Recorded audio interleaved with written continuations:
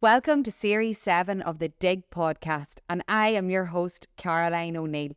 In this series, I am talking to business owners, entrepreneurs and experts who are sharing their journey and preparing us for the future. What does the working world look like in the future? It changes every week, every day, every hour. So tune in each week as I ask my guests how they are future-proofing their business. Chupi Sweetman is on the Dig podcast today, and her dog. I'm sitting looking at Chupi and her wee dog, and we're both juggling life. She's like, I've asked my wee girl to stay outside the door. I said, I've asked her to keep the kids downstairs. So I think it's really true testament to what we're all juggling in life to try to work and balance family. But I've got her for an hour, and I'm going to bring you the best bits of her. She's going to bring the best bits of her, but I've heard Chupi speak before, so I know the treat that you're in for. If you don't know her, Chupi Sweetman makes heirlooms to last a lifetime. Pieces that will become part of your story. Are you interested already? Like anything that tells a story, life is a story. So Chupi has actually embraced that in her business, something that we should all be doing really, but she's going to tell us how that's done. She's described by the Irish Times as one of Ireland's most loved brands. And she's taken diamonds into the 21st century. Doesn't that sound so glamorous? But she does it all with an unbelievable humility that you'll hear today in the podcast. Each and every piece is made in Ireland. How special is that? I think that's amazing. She's recently opened her brand new flagship store in Clarendon Street in Dublin. And it is like, if you could be forgiven for thinking that you're in New York or Italy or somewhere, like when you look at her fabulous store online. She's secured £3.75 million. Euros. I don't know. She's going to tell me now. I don't know if it's probably euros.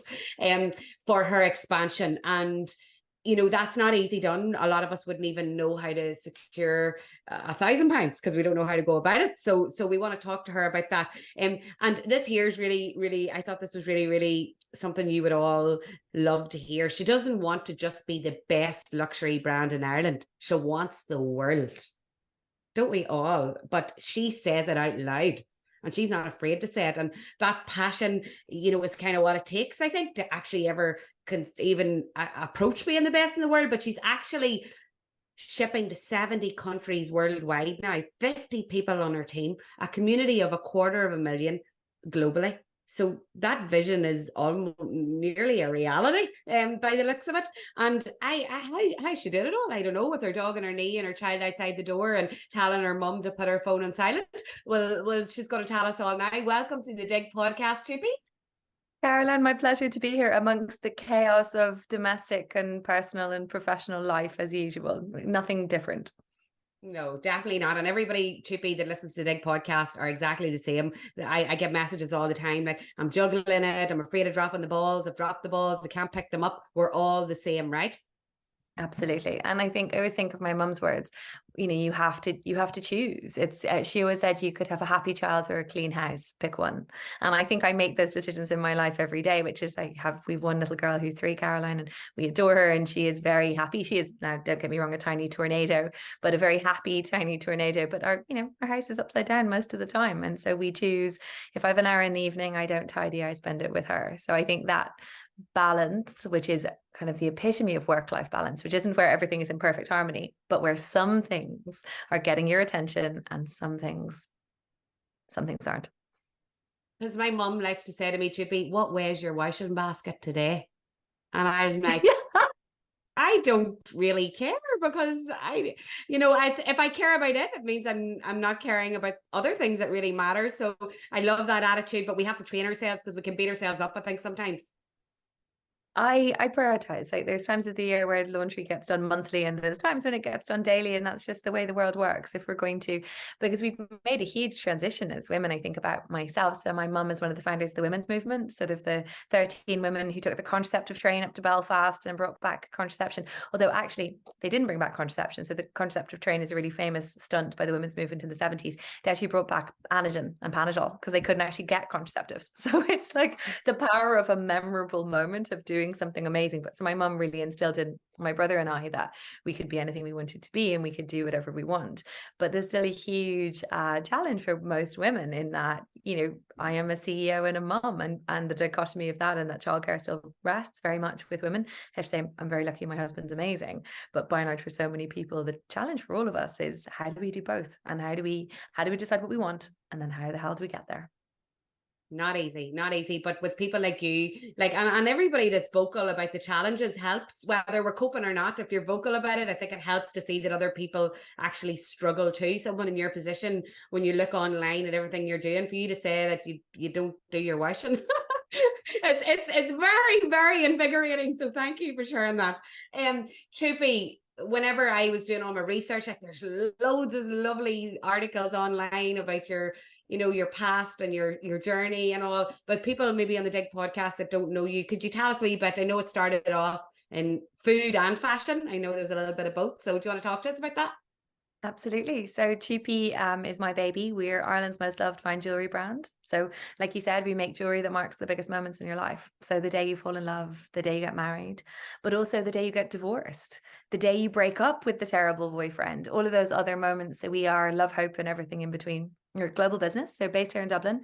We've, as you said, about 250,000 in the community. We're based in Dublin with one gorgeous flagship which just opened, and it was an amazing moment, a kind of culmination of 10 years work. But very much started, so I'm nearly 40, and in the diamond business, you think about those big milestones, Caroline. I'm already planning the diamond. I'm born on Valentine's Day, of course. If you work in diamonds, you, like my parents, I think they called me Chupi and had me on Valentine's Day, so I couldn't have done anything else. So we're like, planning. can I just jump in? Yeah. What does Chupi mean? It means sweetie, my darling, or little one. Kind of like in Irish, you'd say macushla, so my darling, baby. And hated it passionately when I was 13. I tried to convince, my second name is Camille, and spent the whole summer convincing my best friends to call me Camille. And then it took for a bit, but it didn't last. And so I eventually surrendered and went back to Chupi. And so, But look at it now, it's like a film star, Chupi Sweetman. Like it's like you're a film, and now it's your brand, and it means what your brand stands for. It's just perfect for you. Well, I spent a good while rebelling from it, but it ended up being perfect Valentine's Day and being called Chupi. And I can't imagine, I don't know if I'd had to invent a name for what we do for diamonds and moments, and Chupi just seemed perfect. And so we very much came, like I said, I'm 40. 20, nearly 20 years ago, I got scouted out of university to go and work for Topshop, who at that time, I have to remind everyone, Caroline, were once terribly cool, because it's so long ago. It was kind of era of Kate Moss, you know, Britpop. It was an incredible time to go work for such a cool brand. I loved it, but I always knew I wasn't going to do it when I grew up. So I loved fast fashion, but I just remember standing on the shop floor on Christmas Eve, and you know, everything is magic and glitz and sparkles and sequins and celebration and tiny little dresses that you're going to wear over Christmas, and standing on the exact same floor on Stephen's Day, Boxing Day, and realizing literally 36 hours later that everything I'd ever designed was landfill. You know, once the shops go into sale, you're literally, it's over. All of that stuff is going to be worn and thrown away. And so I knew I was falling out of love with what I was doing anyway. I'd kind of worked in fast fashion for about 6 years at that stage. And my husband proposed, and he had proposed 10 years previously when we were 16, when we first met, and did a reprisal age 26. And I said yes, and it was magical. Caroline, he was, you know, by a fountain in Montpellier, south of France, at midnight in a wine festival. Like he knocked it out of the park with the most perfect ring. And I remember thinking, as I wore my ring the next day, thinking, and I tell this story all the time because it was such a profound experience, that it was the first thing I had owned that would ever outlast me. The first thing that I knew that one day my daughter would wear my ring. And at that stage, my daughter was 10 years away. We were nowhere near babies. It wasn't on our radar, but it was that really clear understanding that jewelry is kind of like nothing else in the world. It is a piece of the future. And so I thought, okay, we were, you know, in our late 20s. We were probably at the stage, you know, would have been getting married, buying a house. We had just gotten engaged. And I thought, well, why don't we start again? What's the worst thing that happens? You know, like my brother and I play this game of the worst case scenario. So in any time you feel afraid, to write down what the worst case scenario looks like. So you're going to go into a big job interview. What's the worst thing that happens? You don't get the job. And then if you think about that, if you can quantify risk, it helps you go, well, what's the worst thing that happened? And so we sat down, Brian and I, and went, what's the worst thing that happened? And we're like, So, okay, well, we could lose everything, and our everything at that stage wasn't very much. We were renting. We had some savings, of course, but it was like, well, worst case scenario, we'll do it for a few years. And if we lose everything, we'll start again. And so that's what we did. And do you think, like, I always look back on things that I done when I was 25 and 26. I think youth as well can help you with those. Like, do you think youth can help you with those, get over those barriers, those challenges in your mind as well? Or is it just something that you can train your mind with about realizing that actually what is the worst can happen? We could all feel like that, do you think? I wonder, so there's quite a high, all of your listeners, everyone listening with that entrepreneurial spirit, with entrepreneurial, wanting to build their own business, or entrepreneurial, which I actually think is a really interesting category that we don't think about enough, of brilliant people working within businesses to drive huge growth. And there's so many people like that. I think there's a kind of, I always think about it like, it's kind of like there are people who climb mountains. I've never in my entire life felt the urge to climb Everest. I just don't get it. I'm like, why would I go and climb Everest? It would be cold, it'd be miserable, it'd be wet. But the idea of taking crazy risks every day, every week, every month, yes, youth has had a huge part of it, but equally, we kind of take those risks, still take them, because there's just that, like, okay, let's just see what happens. So last year, before we did the fundraise for the business, so as you said, we raised nearly 4 million quid. We sat down and went, okay, do we want to do this again? This is going to take us on a completely different trajectory. Having investors, having this money come in is going to be a huge change. And we went, yeah, let's do it. So the risks are different. I have much more to lose this time. I have a daughter, I have a home, but I thought, yeah, I still want to do it.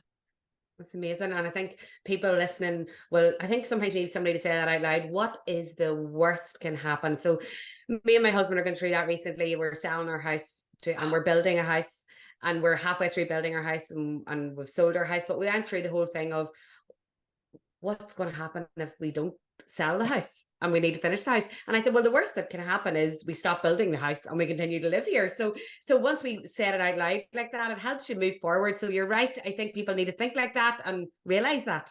And it's opportunity cost. What happens if you didn't do it? Would you be sitting in your house in 10 years looking back going, God, I wish we'd taken the risk. And my God, Caroline, you're a brave woman. We have bought and sold a few times, but never and done big renovations, but never built. So I'm fully in awe of everyone who does it.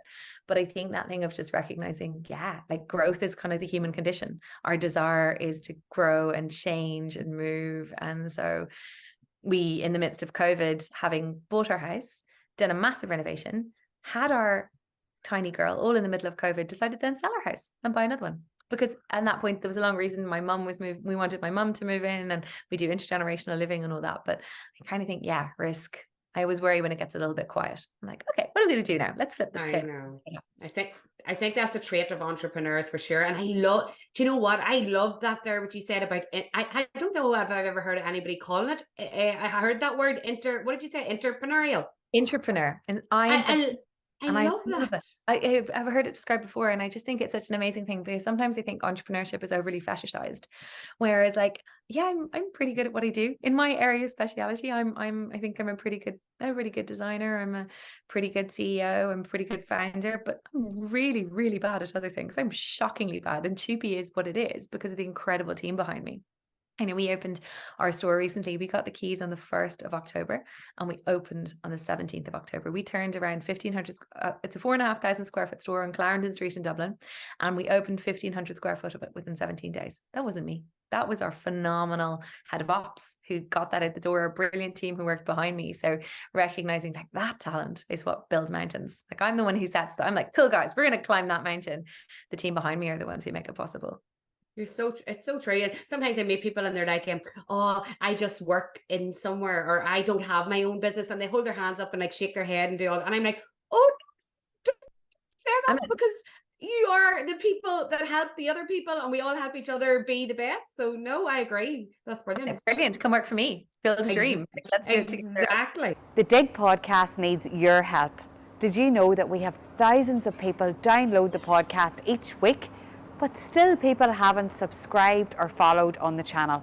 So I'm asking you, if you listen on Apple or Spotify, if you could hit follow. If you listen on YouTube, then hit that subscribe button. It means that I can reach out to even more guests, bring even more actionable advice that can help you in your business. The challenges in the startup days, like there's a lot of startup businesses listening, Chupi, who have taken the risk and are in those first struggling days and years. Tell us about that for you guys. What was that like? I always think it doesn't, so we're 10 years old this year. Chupi had our 10th birthday. And I always think it's different. Every year has a different challenge. It's not easier now in the sense that the challenges are so big. You know, the scale of the things when you have a challenge or a problem to overcome is so vast, it can be overwhelming. But equally the challenges, I think the biggest challenge in the early days is there's no path. I think that's the hardest thing. You know, there's a path. You go to school, you go to uni, you go graduate, you get your job. Everyone, if you want to work in a good business, there's quite a clear path. If you want to go start a business or build a dream, it's much more challenging. There's no school of entrepreneurship. There's no, okay, cool, this is how you build and scale a business. And I think that was the kind of most terrifying bit for me. And I always think 0 to 3, so growing the business from 0 to 3 people was okay. It was messy, imperfect. It was like my spare room. But growing from kind of 3 till 10, that nearly killed me. That was the bit where I was taking the business that was, you know, run with friends on like, you know, favors, on beg borrowed, on like, okay, we can make it work, to, you know, needing HR, needing structure, needing support, needing, you know, proper banking, needing all of those additional things. And that 3 to 10 pathway, which was probably 2014 to sort of 2017, was really tough. That was definitely the hardest years. And it's partly why I'm involved. There's an amazing program that operates primarily in the south of Ireland. It's a real shame there isn't a sister program called Going for Growth. And it's a female entrepreneurship program. And it basically, it's co-founded by Enterprise Ireland and KPMG. And so Invest NI, if you're listening, this is a huge opportunity. Actually, Invest NI and Network Ireland have just produced an incredible sister program. It very similar. I actually don't know the name of it, but it's a phenomenal program involved in the same kind of idea. So what Going for Growth does is you apply and you get accepted onto basically a 6-month-long entrepreneurship program that is run on a peer-to-peer basis. So there's sort of 7 businesses, 1 lead, and it's basically like business therapy. So you meet 1 month, you talk about finance, you meet 1 month, you talk about KPIs, you meet 1 month, you talk about people. And it was just, I did it in 2015 and it was transformational. It gave me a path, not a perfect path, not a sort of MBA, but a route into how to scale. And that's the big challenge, is that actually female entrepreneurship. So if we look at Europe, the female entrepreneurship studies say that like for like, Ireland has almost the same amount of women as men starting businesses, which is amazing. How incredible. Like we're pretty much par for par, men and women. But unfortunately, where we're falling down, 10 years ago, it said for every 1 woman who started a business of scale, and scale is measured as 10 employees and €1 million. So for every woman who wanted to build a business that would have €1 million turnover and 10 people on the team, 9.5 men. So there were 9.5 times the amount of men who were going out and starting businesses at scale. Today, the survey is telling us, that was done last year, it's 1 woman to 4.5 men. But still, think about that opportunity cost. The brilliant women out there who are starting businesses, who don't have the toolkit, who don't have the support network, who don't have any of the things in order to be able to grow and scale brilliant businesses. Because really, that's it for me. It's opportunity cost. And so I came through the Going for Growth program. There's things go on up here in the north, like Women in Business running brilliant programs, and they're actually teaming up with, I think it's Enterprise Ireland as well, for to create a program together. So there is an Intertrade Ireland and Invest NI, and there is help out there and support. I think that we're sometimes shy about coming forward and saying, I need you to help me with this. I don't understand money. I don't understand HR. And, you know, there's no shame in saying that. Like, you know, it is partly how school works, in which we do get generalized and put into boxes of, you know, okay, you're good at this thing, so you're bad at that thing. You're good at numbers. You wouldn't understand the creative side. You're good at creative. You wouldn't understand the numbers side. And it's partly because, you know, what we're teaching in school isn't accurately reflecting real life. You know, you never learned how to file your tax return in school. You didn't learn how to open a bank account. You didn't learn. So we're doing a disservice to a whole generation, to literally generation after generation, by not setting it up. And particularly in the entrepreneurial opportunity, you know, there's phenomenal businesses located across the island of Ireland, but actually local employment, local businesses. So I'm involved in EY's Ernst & Young's Entrepreneur of the Year program. Phenomenal. 250 entrepreneurs across the island of Ireland. Invest NI, Enterprise Ireland, both huge backers. And that's incredible. You know, you win an award, it's lovely, and you put it on a shelf. But what something like EY looks like for the EY program is you get a community. It's a WhatsApp group. It's that lo-fi. That's the power of something like that. It's not the award, it's not the kudos, it's being in a WhatsApp group. So when we went to fit out our store, I sent a WhatsApp into the group going, hi folks, I need someone who's going to be able to turn around a shop fit out in about 8 weeks. And I had 5 personal recommendations from literally some of the biggest businesses in Ireland across the island saying, go to these fit out guys, go to these guys, tell them I sent you, tell them we spent 10 million with them last year and they are to take care of you. And that kind of support and network is so vital. And we think, thinking of all your listeners, no matter what stage they're at in business, finding your people, finding your tribe, finding a group of women, of men who will hold you up when you're down and equally hold you accountable when you're not getting it done is such an important part of the journey. So true. And there's no shame in not knowing, because none of us know till we know, and we need someone sometimes to teach us and tell us and show us. And recommendations, we need those about businesses that are reputable and can do the job for you. So I love that. And what will we do without WhatsApp? I'm in too many WhatsApp groups, but I cherish the good ones that I'm in that bring value for sure. You said you've always got clinkers of lines, Chupi. I know people probably always say this to you, but you say things sometimes I'm like, oh my God, that's so good. If you keep doing what you've always done, you'll get what you've always got, type thing. Yeah. So what is it? What do you talk us about that? Because people, I think, get stuck in a rut. I think it's it's if you do the same thing, you expect the same results. And the problem is it's very easy, as human beings, our patterns form. We're like, okay, cool. This is what I do. It's Christmas. This is how I do Christmas. These are the events I do. These are the workshops I do. This is what I've always done. And that's yielded the same result as it's ever going to yield. Consistency is obviously huge, but equally change and growth. And we don't take risks as human beings because it's terrifying. It's absolutely terrifying doing something new, putting yourself out there, releasing a podcast, Caroline, writing an article, being on social, all of those things are absolutely terrifying. But there has to be, I always think, big picture. We're talking about the day-to-day here. We're very involved in the details and how we're getting there and how we're getting there. But actually the big question you have to ask yourself is, where are you going? So a few years ago, I got invited into an incredible thing, a personal board. So personal board is basically where, you've got corporate boards. We have an amazing board in Chupi who helps steer. Our chair is actually, he's based up in Derry. And it's such an important thing having that professional board. But a personal board is basically, so it's a group of 7 women. One of them is Sonia Lennon. She won't mind me saying that. And there's some other incredible women across various, we're everything. We are banking, we are telco, we're a wide range of industries, obviously fashion and jewellery.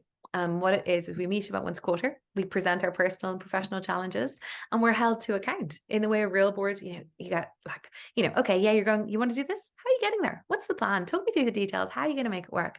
And so I got invited in by a very dear friend to come sit in as part of it. I was the youngest when I joined. I was 32. And then probably, and so we were in our 30s, 40s, 50s, and now 60s subsequently. So we are a really mix, and they were amazing. So the kind of first meeting we all held was write your perfect day in your life at 65. I was 32. It was literally twice, double my life away. But it was such an amazing thing to have to think about, okay, what do I want to do? What does happiness look like? Where does it go? And then there's another brilliant exercise they had us all do, which was, and this was just one of the brilliant women in the group. And look, I'm the baby, so I always think I've less to contribute in many ways. I hope I've added value over the years. But one of the brilliant exercises was write a perfect day in 3 years' time. So you write your day in your life. So you imagine you're in your house, you're leaving your house. Who's in your house?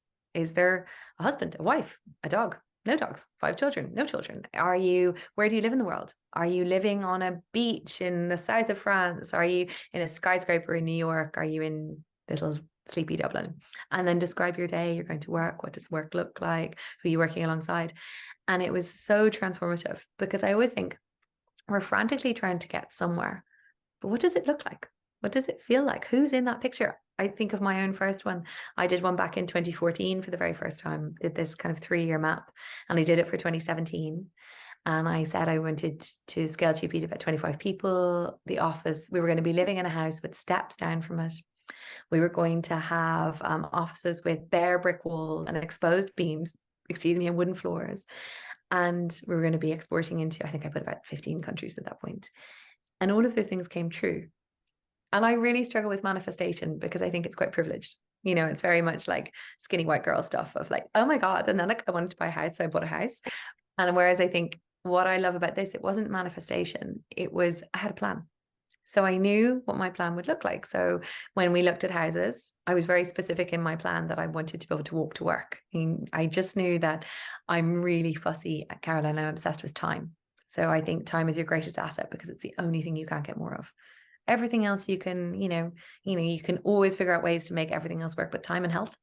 And so I think I'm really obsessed with that. So I knew I wanted to be within walking distance of my office. And so we ended up buying a house 800 meters from our office with steps down. It's beautiful red brick.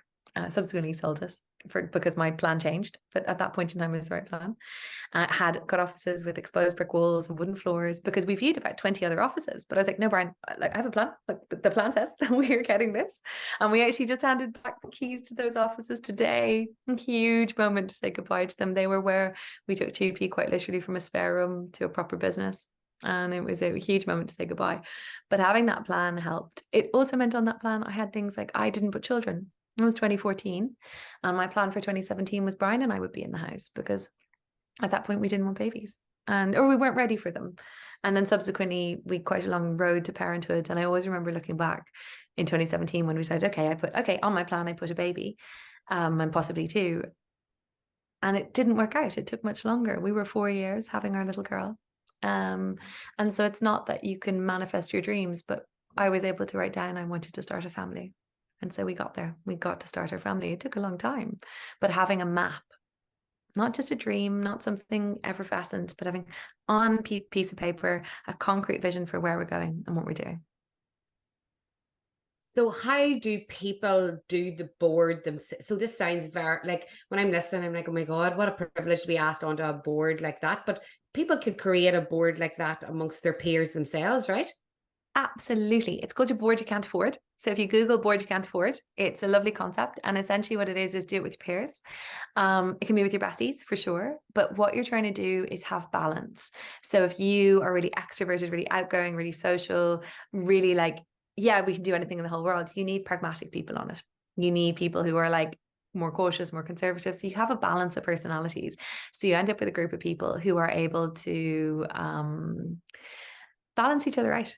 And ultimately I'm such good friends with my gang. They're bloody amazing. But it's such a special way of just, I guess, figure out if it's something you can do and then figure out committing to it. And you got to commit. So it's once a quarter, you put the dates in the calendar and you make it happen. We normally do an overnight. So we do 2 days. And as I say this very guiltily, we missed our last meeting because it was in September and everyone was against the wall. So we are literally overdue our overnight. So we'll do it in January. But it's an amazing thing to give yourself that space and freedom and to have to present your plans. Literally, we'll do kind of a 2-hour presentation each, stand up in front of this brilliant and wonderful and terrifying group of women because they're all amazing. And go, this is what I'm going to do and this is how I'm going to do it. Or this is my big challenge right now in my life. I presented a huge challenge last time I met with my guys. And it's just amazing having that feedback and support. So yeah, anyone can do it. Amazing. I'm already, my head's going like round in circles going, what board am I going to start up now? My husband's going to love this. He's going to say another night away. Yeah. You need about 6 or 7 people. Okay. And it's got to be like, these are working hours. We are in the meeting room 9 till 6. We'll be in working through it. From 6, we drink wine, we get into the hot tub, we have a lovely evening. But from 9 to 6, we're working and we are making sure that, we're on it. Even just the other day, there was like everyone checking in on WhatsApp. What are you up to today? What's the priority? What are you working on? And those networks, I so often think networking is such a male word. Like it's this kind of idea of transactional business cards. Hi, this is my business card. Hi, thank you for yours. But actually, networking is what women are brilliant at. We build networks all the time. We build it with other women, with other moms, with other people. We are literally we are such good communicators, and men are too. But they're definitely, so I have to say the 2 personal boards I'm on are both all female. And then my own board is mixed, male and female. And look, it's you know your people, you know your network. But I would say, 6 people at a minimum. And the meeting happens, even if someone reschedules. So you've got to be really firm and just hold it. But I love it, honestly, so invaluable. Oh my God, that's amazing. And it's just another way for us to try to develop and grow as people and leaders and whatever scope of business or work you're in, it's definitely beneficial. So I think everybody's going to be going out to seek that board. So thank you, Chupi, for that. Tell us about, sorry, go ahead. Caroline, I was going to say, sorry to interrupt you. My last thing was intrapreneurs and entrepreneurs. So on our board, 3 are entrepreneurs and 4 are entrepreneurs. So you can have a balance. You don't need to have, it doesn't need to be all one way or the other. In fact, it's brilliant having the balance, because everyone then can see each other, and it doesn't really matter what someone is doing as long as your goals are aligned. You know, like ours is growth. We want to, the game of inches is ours, so that, you know, 1% better. That's what we're trying to do every day, is just get every year, every month, move the needle by that tiny bit. And that's what we're all obsessed with. And that's what brings us together as a group of people. Unreal. I love it. I love it. Okay, that's brilliant. That's definitely the key thing so far that we're taking away. So what about Chupi then? Like, so you had the vision, you got to 25 people, and then there's a massive change then to be 50 people and shipping to 70 countries and a flagship store. So I know you've talked about securing the investment. Was that all part of that huge growth then, or is the investment only in now at the growth stage for going forward, or what way is that? Or so we only took investment this year. So okay. An investment only came in this year, in our 10th year. So until then we'd grown in what our finance director was calls an aggressive organic model. So basically we sold, I remember selling enough jewelry to be able to afford to buy a printer.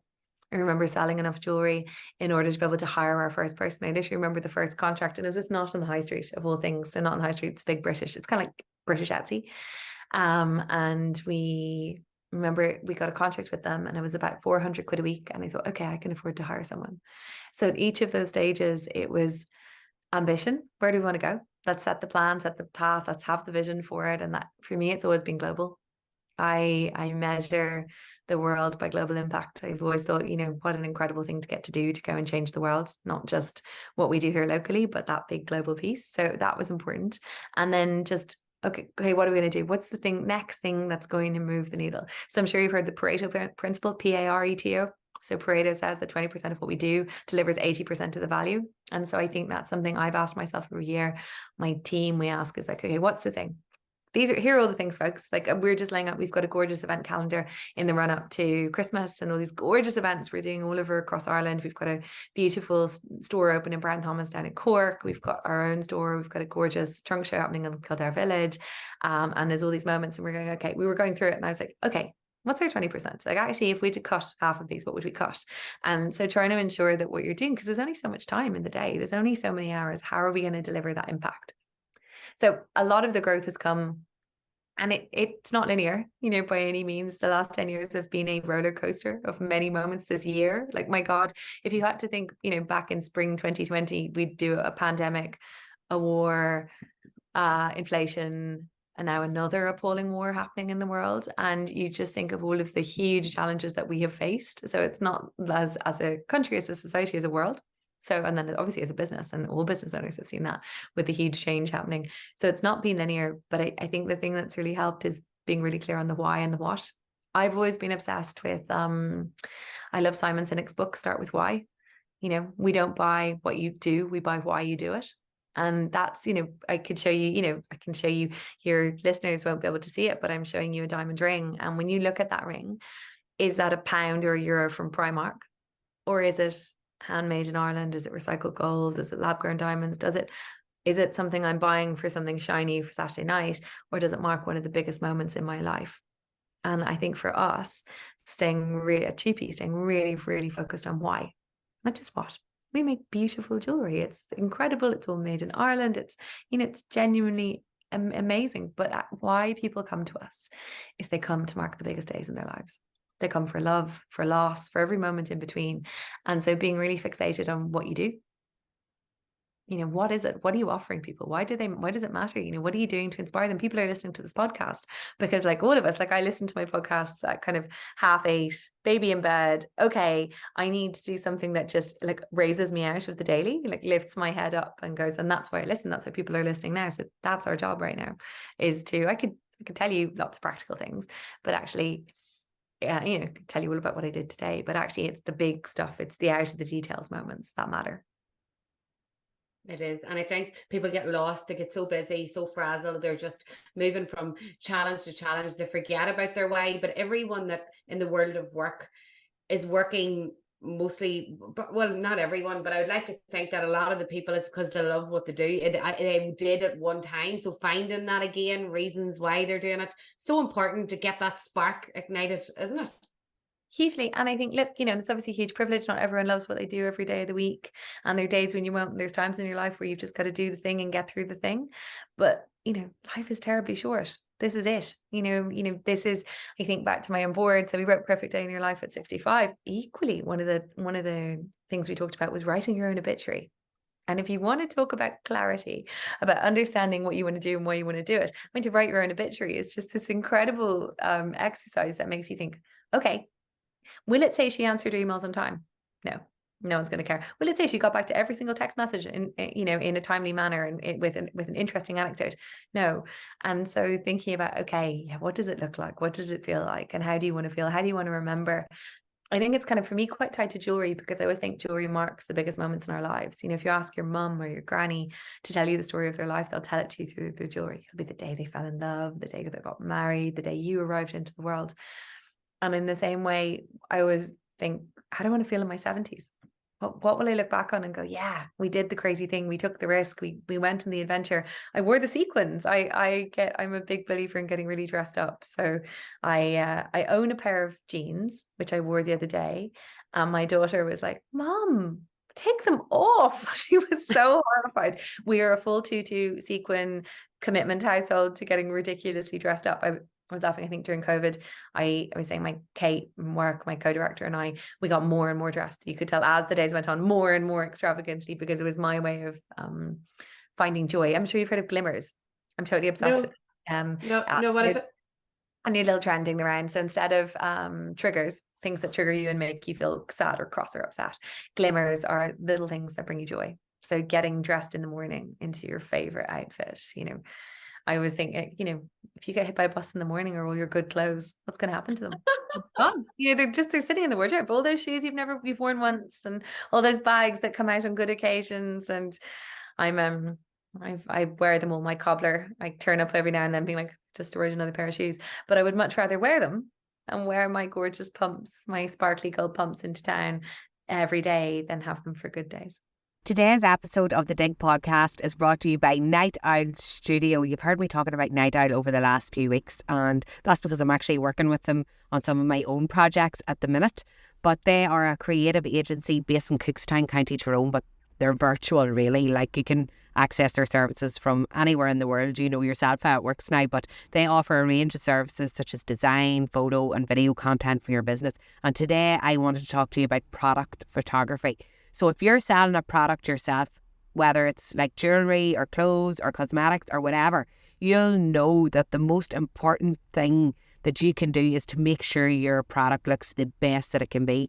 Like, a picture is 1,000 words really, and product photography could be thousands of sales, and that's what you want. So taking pictures on your phone can help you like get that off the ground, but like more often than not, they're not the best that they could be. And at the end of the day, you don't want to be underselling your own product. So with the professional photography tools and techniques that Night Owl has, they can create a compelling visual that can transform your product into like an eye-catching image. That's what you want. And as part of that photography process, the team at Night Owl, they have like a consultation with you, all like virtual, of course, if you need it to be. They can suggest ideas, build a mood board for your photo shoot, and nail down that style and vibe that you want for your products. And, it can be so hard to do that when you're a busy business owner or working, or someone in the world of work that wants to capture content or photographs for their actual business, for whoever they're working for as well. So, you can just bring that brand imagery to life with professional product photography from Night Owl. So the best news is that they're offering a discount. If you contact them and say that you've heard the advert mention Dig20, they're going to give you 20% off your first product photography shoot. I just thought that was brilliant because it's an extra cost for business owners, but it's very, very essential in today's world. So 20% off with Night Owl for any project, but if it's a photography project, absolutely,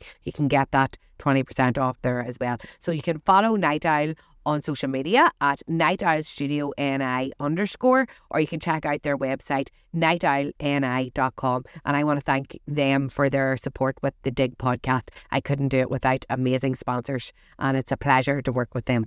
I seen you in your sparkly gold pumps and your tutu skirt. And and you know, I do that. I keep all my good stuff for, but tomorrow I'm dressing up in your name and I'm going to talk about it. And I'm going to have all the men and women going out in their finest once they hear this podcast. But you're right. You're right. We have one life and we shouldn't keep things away and keep our dreams and our beliefs and our good clothes away. We need to live. But you're not afraid to change, Chupi. Like I read all about how you changed your business model to be in more luxury jewellery. Like, was that because businesses have to change and evolve, especially now? If things aren't working, you can't stick your head in the sand. So talk to us. Was that scary for you, or? I did at one point think if someone said pivot to me again during 2020, I would personally just go hide under a sofa. But I think change and evolution is a huge part of what we do. You know, you can't do the same thing, expect the same results. You've got to think, okay, how are we all evolving and how are we changing? And so a huge part of Chupi was Brexit. So 2016, if I can take you back to that glorious summer of 2016, when the Brexit vote happened and Trump was elected that autumn. And I remember sitting there and thinking, and look, like I said, a family of economists. My mum is a writer and journalist, and my dad and sisters are economists. And it made me, so I'm always obsessed with tomorrow, the future, what's going to happen, what's the trend going to look like, how's the world going to change? You know, I want to do what we do and I want to do it well. And so we were at that point, kind of mid-market, affordable luxury, beautiful pieces, kind of between about 100 and 400 quid. And I looked at the world and thought, okay, Brexit, Trump, that looks like an end to globalization. It looks like we're going to be entering an era where people are going to get more local. There's going to be more trade barriers. You know, we've come through this huge period of free trade, particularly in Europe, and Brexit was such a catastrophe for Europe. And I thought, okay, we just signed some huge contracts in the UK, and it was such funny timing. And I thought, okay, well, what do we do really well? So we at Chupi, we do storytelling. All about the story, always have been. Got craftsmanship, incredible pieces made really well, and design. We solve people's problems. You know, we're helping them mark their moments. And I thought, okay, so the only way we're going to survive and thrive is if we move from mid-market into luxury, and we'll go from silver and gold-plated silver into solid gold. So in 2017, we started making our first pieces of solid gold, and in 2020, the transition was complete. So for kind of 4 years. And it was a huge change. We basically, you know, took one beautiful business and closed it down and opened up another right beside it. And it was terrifying and exhilarating and all of those things. But it had to be done because the business I'd built would not have withstood what happened to the world afterwards. You know, Chupi was 5 years old at that point in its first incarnation. And it was so important that, you know, could have put my head in the sand, but we built something much more beautiful and much more durable, and also much more in line with why I started Chupi. I started Chupi to mark the biggest moments in people's lives. Literally, mine was an engagement ring, and that's what I wanted to do. But I was too afraid at the start. I didn't have enough money to do the investment to take us into an engagement ring business. But by the time we'd built the first 5 years. So I think, one thing I really struggle with online and social media and all that is this. And look, I live on social. I'm addicted. I love Instagram and TikTok and all of the channels. But there's this idea of this kind of, you know, graphed linear journey. But when you look at the graph, there's actually massive ups and downs in all of our journeys. I know. And, you know, like pivoting and changing, it cannot be seen as a failure anymore. I think it's an essential to grow, really. And I think people need to think like that. I had loads of challenges in my life where I thought I was a failure, but it was a change that happened, that needed to happen in reflection. But my mindset wasn't good at that time, and I seen it as a failure. But I wish I knew then, but what I know now, and I think it's because of people like you speaking out, that helps. But and I know we're on. I have a wee watch here because I don't want to go over my time, but because I know how busy you are. But I want to talk about the investment part, because lots of people like you are growing, you're scaling. I mean, they don't know how to scale. They need to scale. They don't have the investment. They don't know how to get the investment. Is there anything that people can be doing in that sphere? I know you're doing lots of work on educating people on that at the minute, and you have a big podcast coming up with someone. But is there anything you can share with the Dig podcast listeners about investment and securing investment, Chupi?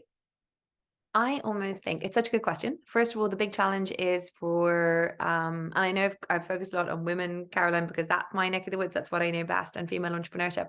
So the big one is, so venture capital. If you think about venture capital as a way of raising investment, last year, the numbers dipped below 2%. So that means for every one woman who raised money via venture capital last year, 49 men did. So 2% of women, 98% of men is where venture capital went.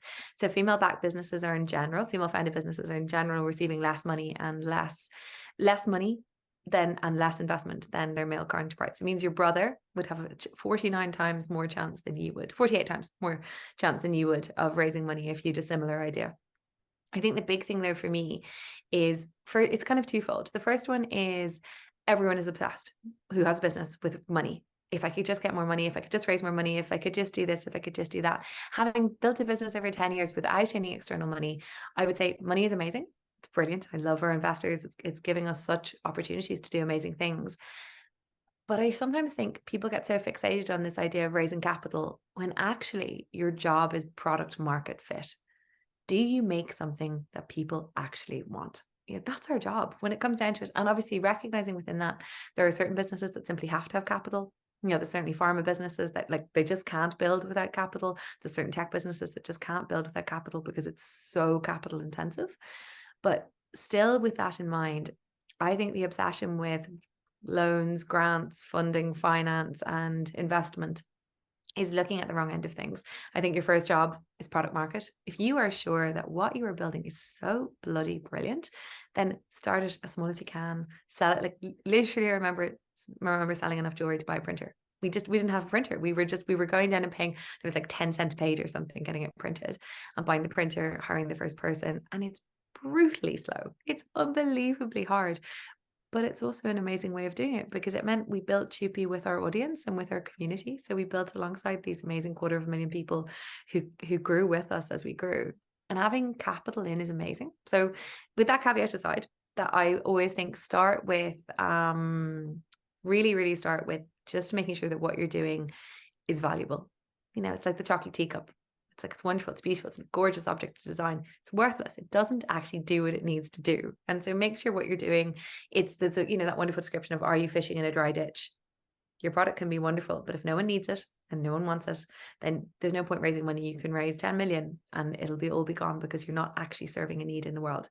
So that aside, raising money was a really interesting experience. I had a brilliant team behind me. So our chair, our finance director, I built the business to the point where I had brilliant advice and I could never have done it without them. Likewise, we used a brilliant corporate finance house called IBI and a great guy called James Doody, who ultimately ended up choosing our partners of BVP and Abbey Finance along with PTSB. Incredible gang, and I'm very grateful to have them with us on the journey. But it's huge. It takes about a year, realistically. I think everyone I've ever met takes around a year to raise. They say you never raise enough money, so raise as much as you can in the first go so that you don't have to go back and do it again. But it's a huge beast. So really where you start is plan. Your first job is to make sure you've got something that people want, and your second is then to build a beautiful plan and a beautiful strategy in a deck. And a deck is just a fancy word for a presentation, but build a beautiful presentation that describes what you do and why it matters, why they should give you your money, because ultimately who is going to give you the money, and anything you can back that up to prove it. Keep it under 20 pages, make it worth reading, and then have a synopsis version that's about 3 or 4 pages. And those are the basic building blocks. And then your job is to shop that and take your beautiful presentation around to anyone and everyone. All the opportunities there, from the angel networks are out in the world to crowdfunding, to whether you go and engage a big corporate. So what corporate finance houses are by and large is they're sort of like your matchmaker. I always tell James he was basically my matchmaker. So his job was to take Chupi, go out into the world and find Prince Charming for us to marry. And that is really what they do. And that's why they're so brilliant at it. But it's a really interesting road, and I'm really happy. Everyone, I'm on Instagram, I'm on TikTok. I don't even know if you can DM on TikTok, but I'm definitely on Instagram. So if anyone wants to find me and pop me an email, I'd be really happy to help and introduce where I can. But I would always go back to, are you fundraising with 5 people? I'd say you're probably too early. Make sure that you've built enough depth in the business that when someone pushes you and goes, well, what does that look like? How does it work? That your customer, your market, and your business really bloody well. You see, you make it sound like it's doable. Like you've broken it down there into like a present. Like I thought it was something grander than that you've said, Caroline. And I think that's part of the problem, is it's so shrouded in secrecy. You literally build a beautiful plan and beautiful presentation with a very serious deck of numbers underneath it, and then you go and meet people. and you take, and like, look, there's many steps between that day and the day you sign. You know, there's meeting teams, there's all of the things, there's loads of assessment, there's due diligence, where it's to send the shiver down the spine of anyone who's ever raised money, where you go through every single facet of the business.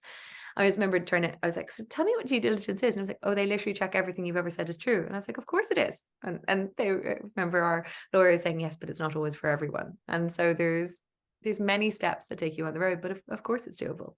And that's where you start. I love it. Thank you for that. And, you know, I always say that people sometimes, you meet cagey people in life that don't want to share the knowledge. They wouldn't tell you like how they do things or how you, and I love that you just tell it all. And, you know, I think everything, I know, but some people don't do that, Chupi. So thank you for that. Like they would be cagey, you know what I mean? So thank you for that. And yeah, go ahead. I was saying, I think just as a huge, we want more businesses here. We want more, we want more scaling brands. We want more entrepreneurship. We want more brilliant people building businesses of scale, because the island of Ireland does not need to be reliant on all the external investment. We want really, you know, Enterprise Ireland are brilliant at that. We want Invest in I likewise. We really want to be building and scaling brilliant businesses. And there is loads of money out there that wants to invest in brilliant brands. You know, Ireland has launched some incredible brands over the last few years. We should be building and scaling more brands and businesses. So no, I'm really happy. I think our job, you mentioned I'm doing a podcast with the wonderful Gary Fox of the Entrepreneur Experiment, and we're just going to be talking fundraising. So James, our matchmaker or fairy godfather, is going to be in the room, and we're going to be just deep diving into it, because I think it's a huge opportunity.